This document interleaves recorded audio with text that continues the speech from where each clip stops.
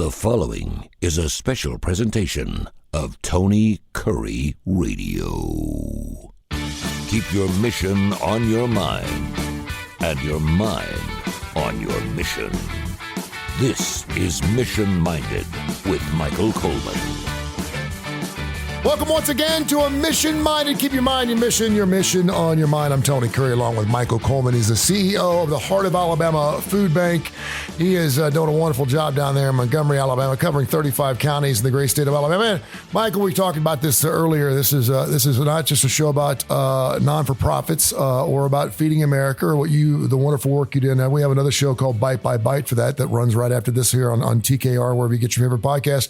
But it's really a business show. Really gives us a chance to kind of stretch our legs a little bit and talk about everything from the mission statements to how to start businesses to non-for-profits to our economic situations going on in this country. It's just a great show. I've learned a lot as a business. I'll be honest with you. I've been using you for the last 2 years to build my own business. You're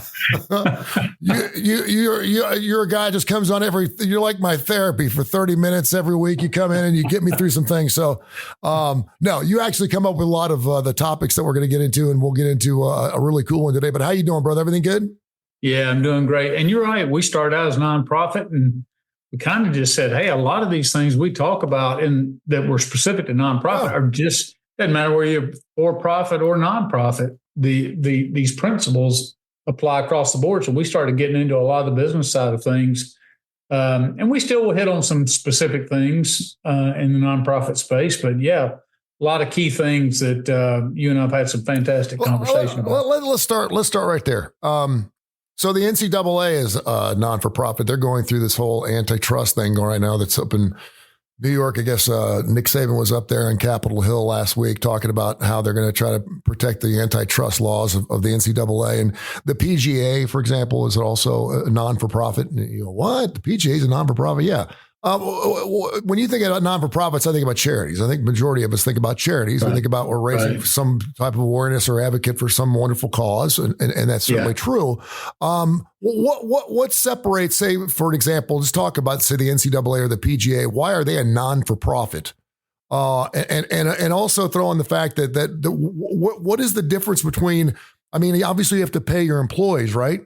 So you're going to be, you're going to be, sure, absolutely. So you're just because I think a lot of people think that a non-for-profit is a bunch of people working for free. It's not. Right. You go to any other organization. It's really, in some ways, it's a misnomer because a lot of people think, oh, well, you have to spend everything that you bring in that you can't show a net gain on the revenue side. And I get why people would think that, but that really has nothing to do with it. The status of nonprofits, and you'll hear a lot of people refer to it as a 501c3. Mm-hmm. Well, there's 501c, and then it's like 1 through 29, I believe. So all of those are nonprofits. But the difference is a 501c3 is a charitable nonprofit, which means if you give to a 501c3 organization, which is a charitable organization, like I said, then that money becomes tax deductible. So you can have different nonprofits structured for different things, but if it's not for charitable, if it's not designated by the IRS as a 501c3, there are certain benefits to being a nonprofit, but if you support that or give to that, it's not tax deductible for the donor. So what? I'll use an example. There are radio stations that are non-for-profit.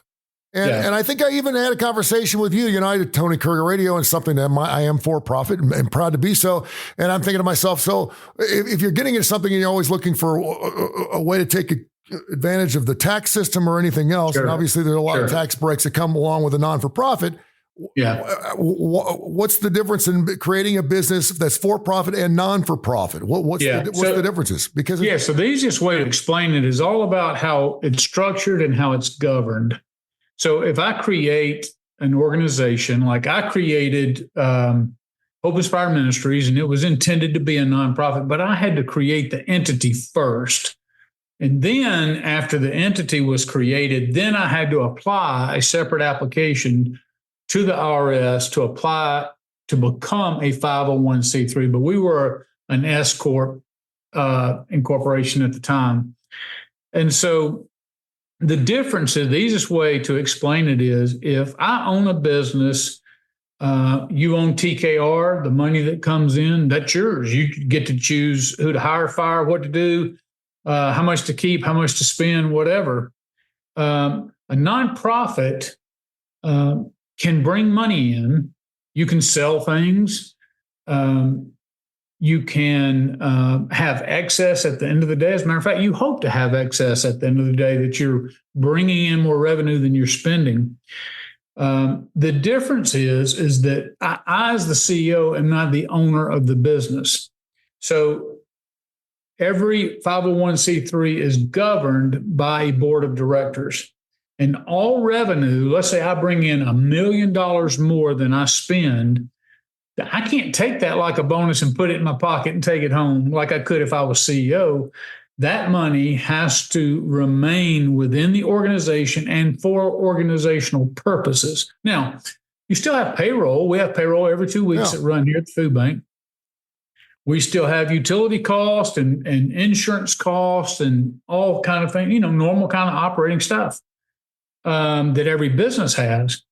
But at the end of the day, we do a monthly reconciliation that I meet with the board and do that. We have a board of directors meeting where we get a full accounting every other month. And they're the ones that I answer to. So I get a salary as a CEO, and they are authorized perhaps at some point to give me a bonus. But the money is not my money. It is the organization's money, and all money brought in has to go back into the operations of the organization under the authority and governance of a board of directors. And there must be at least a minimum of 3 people on your board to be an RS 501c3. And I, as a CEO, am simply an employee who answers to the board. Yes, I'm the chief executive officer. Yes, I can do all the hiring and firing. I do all the day-to-day. I set the vision. I set all that.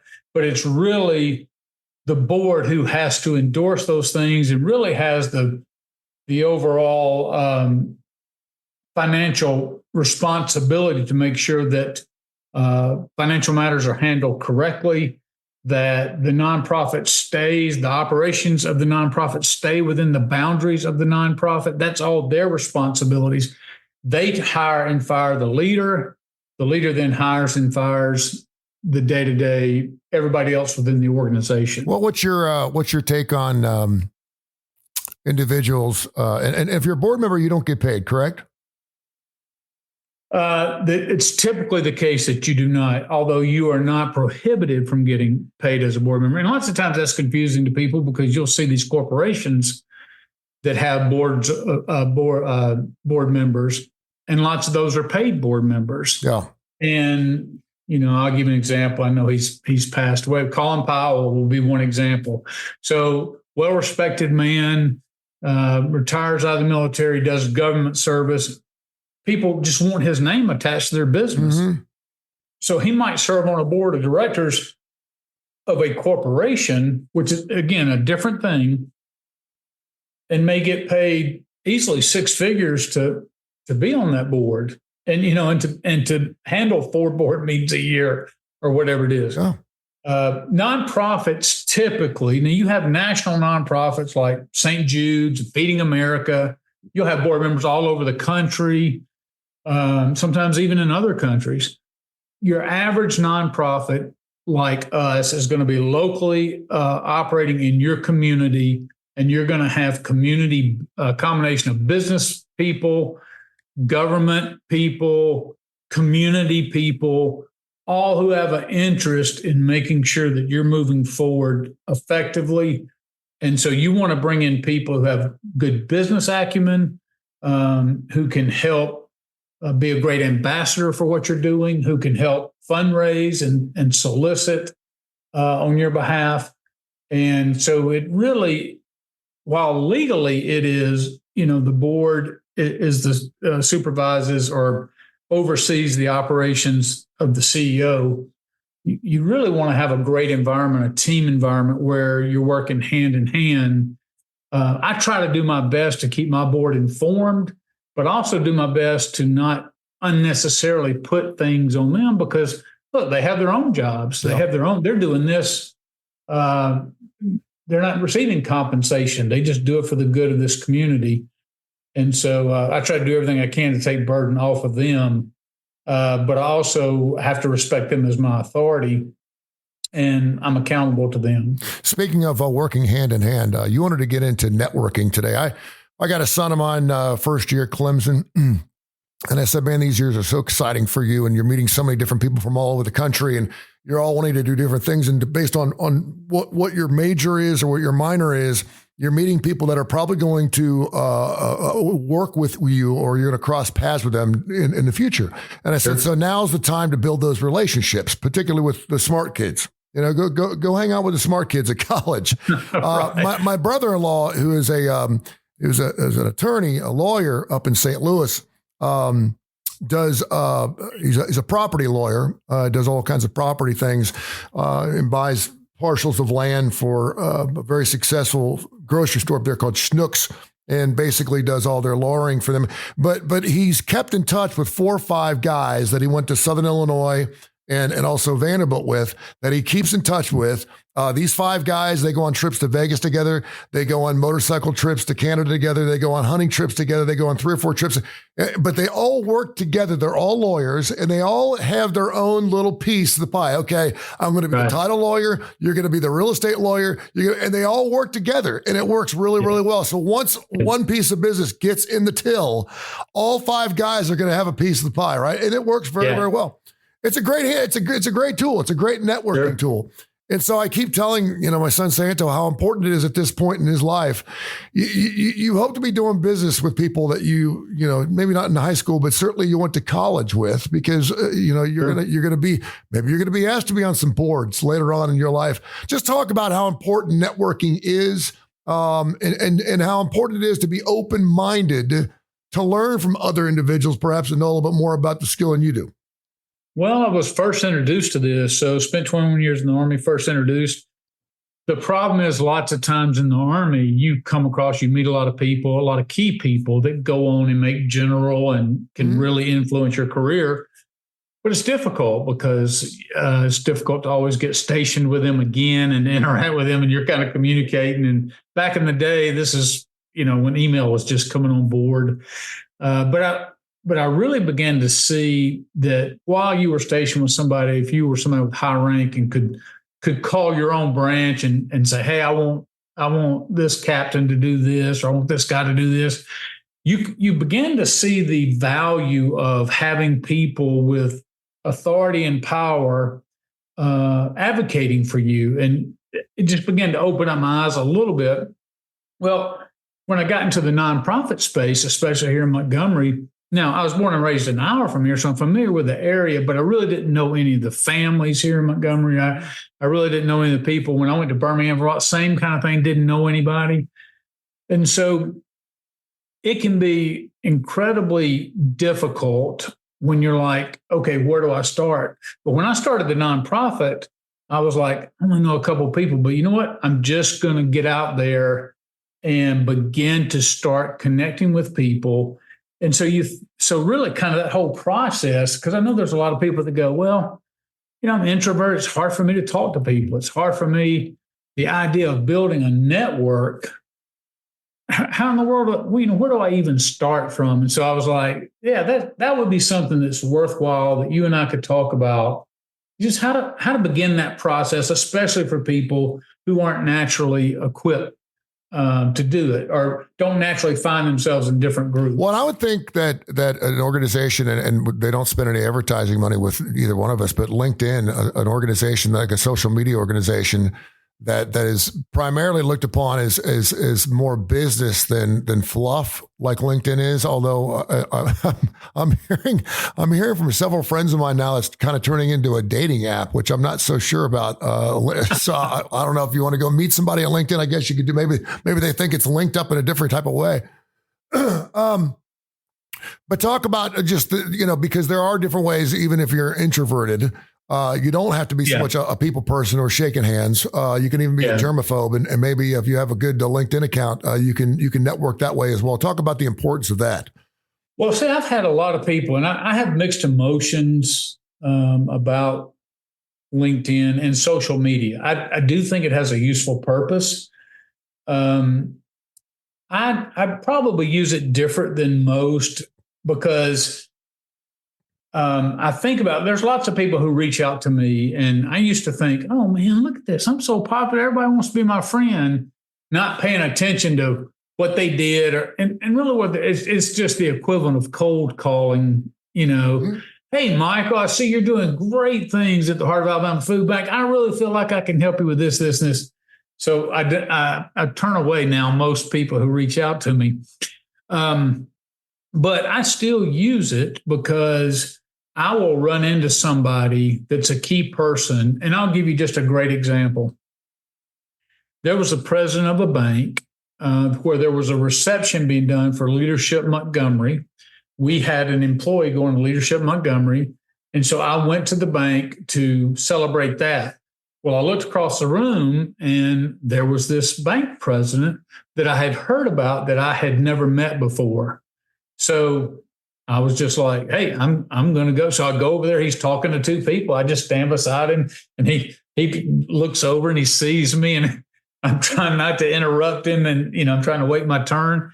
And then he turned to me and I said, hey, Carl, I'm Michael Coleman. I'm CEO of the Heart of Alabama Food Bank. I've heard a lot about you.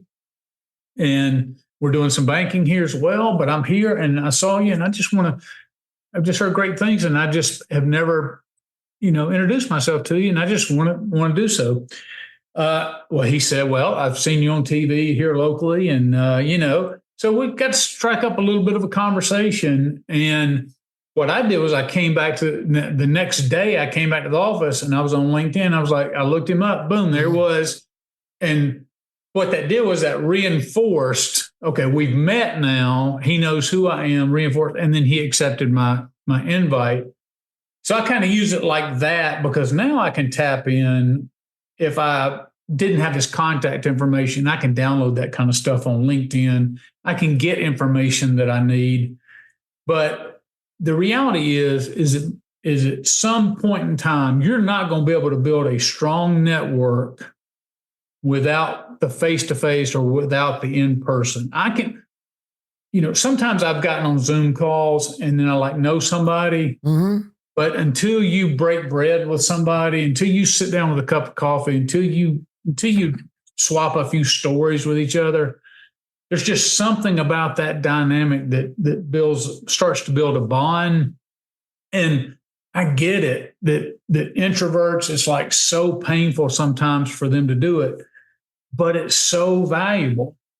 And something that I think is when I think about networking, there's so many things you could talk about, but I have found that the most valuable thing about networking is not just looking at it from a perspective of how can I grow my business or how can I grow my connections. Lots of times I talk to people and I make things available for them. So a great example would be people knew that I started a nonprofit from scratch. And then there's lots of people that have since when they hear somebody's going to do something, they're like, oh, wait a minute, I know a guy who started a nonprofit. He'd be glad if you call him. And I put that out there and people refer them to me all the time. And because I like helping people, but you're extending value. You're not just coming at somebody and saying, hey, I think I can help you. My business model can help you or my business product can help you. It's all about, hey, I want to make the community better. And if I can help you do that, if I can help you in yours, if I can help you in this, I'm willing to do that. And so you're not just coming at people with this ulterior motive of how do I raise money or how do I get something out of you? It's like, no, I get it. I understand the whole game, but I authentically want to be in this space and I'm available to those who might need me. And so you have to be giving of yourself. And I think once people see that and see that authentic nature, then not only do they want to take advantage of that at times, but they also want to spend time with you and help you be successful. So you just create more natural communications back and forth as you're, and which ultimately accomplishes what you're trying to accomplish, which is to grow your network, grow your influence, grow your business. This is Mission Minded. I'm sitting here looking at 35 emails right now. Seriously, it's 35 emails saying, first of all, they say, if it says Anthony, I know they don't know who I am, because my name is Tony, but it'll say, Anthony, how are you? It's been such a long time. And I'm like, okay, you're full of crap. I know you're not, because no one could, my mom was the only one that called me Anthony, and it was before I was going to get spanked. But yeah, it's funny because you mentioned that there's so many people, you may have met them. Sometimes I think it almost feels a little stalkish. Now, if someone reaches out to me and asks me to friend them or follow them in return, I can always say no. But if I just met someone last night and they can do something, but listen, let's be honest here. If you're networking, you're looking for something in return. You're networking, you do something for me, I do something for you. That's how it works. And it works together. Can you briefly talk about, because the worst thing you can do, and I don't know if you've ever been in this situation, is go down a snake hole with somebody and really think that this is someone that you could probably utilize in some form or fashion, and you find out you've just wasted a ton of your time. And I'm trying to think the last time that really happened to me, whether it was someone trying to sell me a copier or something, and you're like, well, and it turns out just to be a really hell of a great salesperson is what it turned out to be. You do what? I thought you did, next thing you know, you've spent 3 times on the phone with this guy and you realize that, he's wanting to sell you a copier, right? That happened to me a couple of weeks ago. Can you talk about some of the signs, some of the flags you look for when it comes to networking, the good networkers and the bad networkers? Yeah. So there's some people who come right at you. And it's so funny you mentioned that, calling you Anthony. Last year, it's been about 8 months now, we've changed from the Montgomery Food Bank to the Heart of Alabama Food Bank. And I'll have somebody say, hey, I've really been studying you, and the work you're doing at the Montgomery Food Bank is phenomenal. And I'm like, well, you hadn't studied me in the last 8 or 9 months because we've changed our name. Yeah. So there's those kind of giveaways. And there's people who they keep playing with the templates, trying to come across as real or authentic and all that kind of stuff. And that's what I'm saying. You just can't do that effectively through emails. The red flags are when people come at you very aggressively and they're not interested really in knowing you. They're interested in determining right away whether you're a prospect or not. Yeah. If you want to enter into a business relationship with them or not. And it feels good, by the way, for people to reach out, because when they're reaching out to you about your business, they are showing appreciation or at least a response to something you're doing, and that makes you feel, oh, someone's interested in what I'm doing. Well, I would tell you, I had this guy, and he's a consultant, and I think the guy's a smart guy, and I think what he was doing was good, and it could have been good, but he turned into the Riddler, and I was at a reception, and so I get a drink, and I'm just standing there, and he says, "Hi, I'm Gary." And "Hey, Gary, what do you do?" And then he starts asking me questions like, what's your 3 to 5 year plan? Dude, I only know you. What do you mean, what's my 3 to 5 year? And then he starts saying, well, if you don't have a 3 to 5 year plan, then you're going nowhere. And I'm like, dude, not only have you annoyed me, I feel like I'm losing self-worth and self-esteem by the second. So I just wanted to get away from this guy. Mm-hmm. And like I said, people who have done, I found out later, people done business with him, that he's a smart guy and he really knows how to help. But he just came on so aggressively. I'm like, dude, I'm willing to do with it. I mean, even if you've got something good, I don't want to sit down and try to figure out what it is, because you're just so abrasive and so in your face. People who come across arrogant, like they've already got it all figured out. And that's why some people say, well, then how do you do it? Well, I always try to think, if you really believe in what you're doing, okay, then you should be passionate about it, and you should be ready to talk about it, both in a concise way. I always talk about the 30-second elevator speech. I've got you. We get on the elevator together. We're going up to the 5th floor, and then you ask me what I do. I've got to tell you in a succinct way that you understand it as you step off the 5th floor. But I think about just a lot of our natural things. So I'm in Rotary Club. Mm-hmm. So I have a lot of friendships in Rotary Club, but I've spoken to my Rotary Club at every opportunity about different aspects of food banking. So they've known me. They know what I do. They know where the need is. Then I have my church family that it's another natural group that I go to. And then there's the Chamber of Commerce. We belong to the different chambers of commerce. And so we go, and sometimes there's overlap where you see the same people. But everywhere you go, if you're looking, there can be a different community group for you. And not to mention the time that you spend as a volunteer or as a donor in other organizations. But there's just no shortcuts to getting out there, finding opportunities or groups, going to lunch with people, going to coffees, and a lot of times not just hammering them over the head with business. I remember I went out with this banker, and I knew he wanted me to start doing some banking with him. He's a great guy, Jason. I didn't know Jason. Jason didn't know me. We just went out to lunch. We went through the entire lunch and didn't talk about business. At the very end, he goes, "Hey, you know what we do banking wise? You know, we're big on relationship. Hey, I know you just changed over to this other bank, so you're probably not interested in changing, but just know when you are, I'd love to have a conversation with you." Boom. That's good. And so, yeah, so he just led there. So when I saw Jason the next time, it was just a pleasant handshake. Jason's not trying to sell me. I mean, he's not forcing himself on me. Jason's was willing just to go out and get to know each other a little bit better. Mm-hmm. And that authenticity means that I would be open to doing business with Jason at some point. But if Jason would have sat down with me, have lunch, we don't know each other, and he'd have pulled out the brochure and he'd start hammering me with facts or trashing my bank that I'm at or whatever, I'd have been like, I'm never doing business with this. Yeah, I think it's really important because there's one thing that we can't take back, and that's our time. I can give you all kinds of things. My time is the most important thing. And there's nothing worse, like you said, you get invested in something and you're like, if it takes 2 or 3 times for like when you go out and sell something, I always, it's the 5 to 7 rule. It takes about 5 to 7 calls to close a sale, whether you're selling something for the Heart of Alabama Food Bank or Tony Kurre Radio or whatever.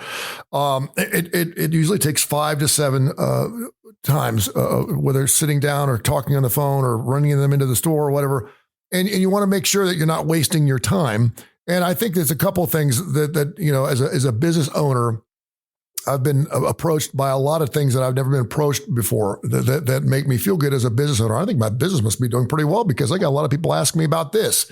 Well, it's only a matter of a couple more phone calls before they're asking me to stroke a check. Right. And so just as a business owner, I'm sure you can pile on this. If it seems too good to be true, how many times we had to say that in our lives? How many times? If it seems too good to be true, why is this person taking such an interest in my business or somebody taking an interest in my life? What's going on here? If something just doesn't feel right, there's something else up to it. That goes for if they want to go on a date with you or the way they want to sell you a copier. Just be cognizant of that. And the other thing is, again, it's nice to change. I had a friend of mine. He used to call it dancing. Let's do some dancing together. If we're going to do some business together, I'm going to give you some money and you're going to give me some money. We're going to do something. We call that dancing for lack of a better term. Let's put it that way. Yeah. And if one person is doing all the leading and the other person is not doing any trading back, then you ain't dancing. That's right. And so it's important, as someone, if you are using someone or someone's using you, to get to a point where, if you're going to get in a relationship or some type of networking situation, to be upfront and say, listen, there's not a whole lot more I can do here in this particular situation, and I'm not going to spend any more money with you because I've seen it go both ways, and because you never know what that person's going to be doing next in their line of work. It's amazing to me how many people I used to actually work for that end up working for me. And you've certainly seen that as you get older, you'll see that in your life. But I think it's super important, but really good stuff, man. Great stuff. Well, let me just end with this thought. When you were talking to me, you really hit on something when you talked about the dancing, the giving back and forth. So we have 12 counties. Well, part of what I'm trying to do, we have this county that's a large county that we're trying to get deeper into. So we went out to our 12 counties and just said, hey, we want to join every single chamber of commerce in these 12 counties because we're going to go talk to the county commissioners. We're going to talk to the city councils that towns are big enough for city councils. So I took out an ad in Pike County, where Troy, Alabama is. It's one of the larger counties that we serve. We want to make more inroads. Of course, we're advertising, but it was in their main chamber book. We bought a full page ad. Now, it's kind of expensive. I don't know that we'll get our money back, but it just requires sometimes an investment forward where you're initiating, hey, yes, do I want to benefit from that advertising? Of course I do.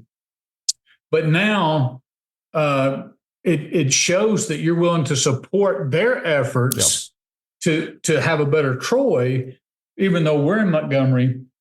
And what I found is that when we're projecting that, hey, we want to be, we've had chambers that have reached back out and said, oh, y'all have never been a part of our chamber. Thanks so much. We're glad to have you. And we're like, yeah, because we genuinely care about, we're working with people in your community. We want to be there. So think about sometimes what you can do to invest in the work of other people and understand that the benefit to that is relationship. If you have a relationship, you have networking.